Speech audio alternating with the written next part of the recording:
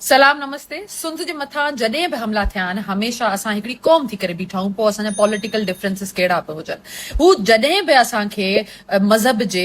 कबीलनि जे या इवन क़ौमियत जे बुनियाद ते विरहाइण जी ऐं विढ़ाइण जी कोशिश कंदा आहिनि त असां हमेशह हिकिड़ी क़ौम थी करे उन्हनि खे जवाबु ॾिनो ऐं जे करे हिकिड़ो पंहिंजे सिंधी हुजण जे नाते मां फर्ज़ पूरो करे रही आहियां त मां हिकिड़ी राउंड कॉन्फ्रेंस कराईंदमि जिते सिंध जे सभिनी पॉलिटिकल लीडर्स खे ऐं भले उहे माण्हू जेके पॉलिटिकल पार्टी सां वाबस्ता हुजनि या न हुजनि उन्हनि खे घुराए करे हिकिड़े प्लेटफॉर्म ते जमा करे हिकिड़ो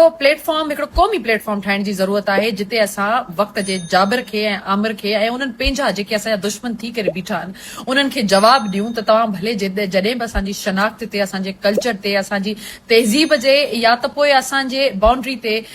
विराइण जी कोशिश कंदव त असां हिकिड़ी क़ौम थी करे तव्हांखे जवाबु ॾींदासीं ऐं मूंखे उमेद आहे त हिन शइ में सिंध ऐं सिंध जा लीडर ऐं उहे सभु माण्हू जेके चाहिनि था त हिकिड़ी क़ौम थी करे असां अॻियां वधूं उन शइ खे बहितर तरीक़े सां जवाबु ॾींदा मां पाण वञी करे उनखे इन्विटेशन ॾींदमि त वक़्तु अची वियो आहे त असां सभु हिकिड़े प्लेटफॉर्म ते बीहूं ऐं हिन मातृभूमि लाइ पंहिंजो फर्ज़ अदा कयूं। महिरबानी। जी सिंध सदाईं गॾु।